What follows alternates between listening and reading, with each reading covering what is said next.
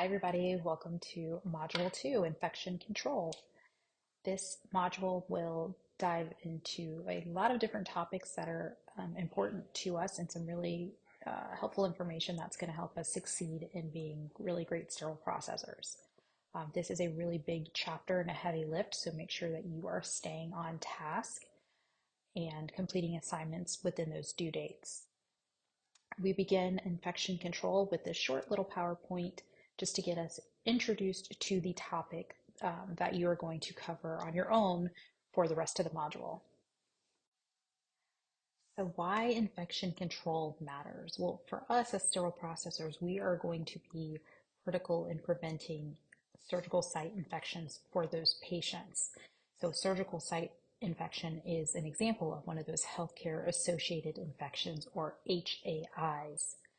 So our job is going to prevent those infections or attempt to prevent those infections. So that is our major role in why infection control matters, as well as why we have certain processes within the sterile processing department as a whole, why we disinfect, certain things with these chemicals versus these, because those other chemicals won't target what we need them to target in order to kill them. So we need to know all of those important topics and microbiology behind it so we can properly do our job effectively. So in addition to reducing the risk of HAIs, we are also going to help protect patients, staff, visitors by practicing some of those infection control mechanisms. And we're also going to be in compliance with health and safety regulations. We've talked about some of those in one of our other courses. And so we know that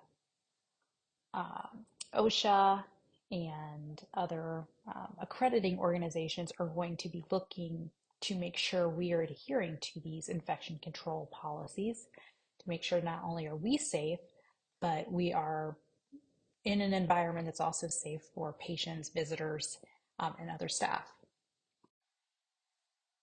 So a few key practices in infection control. Now, this is just a very general list. This is not all of those key practices, but it's a good place to start. So the first is hand hygiene. That's a really big one, but probably the easiest for us to do.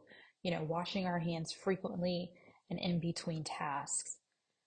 Another is disinfecting surfaces. That is going to be one of the big ones that we will learn from our HSPA book on proper disinfectants that work for certain surfaces versus other disinfectants that won't do anything on certain surfaces. So it's important that we know what those are and how they work.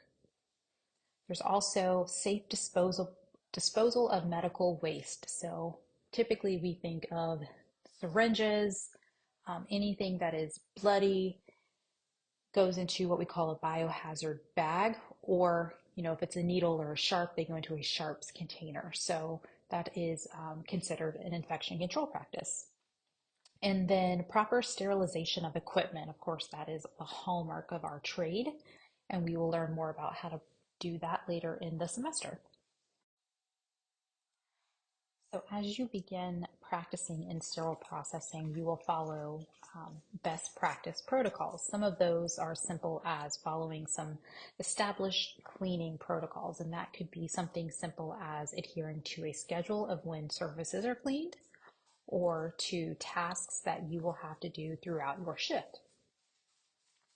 Another best practice in infection control is making sure that you are wearing the proper PPE for the job that you are doing. If you work in the decontamination area, you will not be wearing the same PPE as you would be required to wear in the assembly area. So knowing the proper PPE for each area is going to be really important. Your facility should also have regularly meetings to train staff on infection prevention, or different types of meetings to maybe give staff refreshers on the proper way that certain surfaces are clean and the times they are clean. And last but not least, another best practice protocol is to monitor and report infection rates. So if there is an uptick in certain infections, it's going to be important that your facility recognizes those so they can try to find the root cause of where those started and how to prevent those in the future.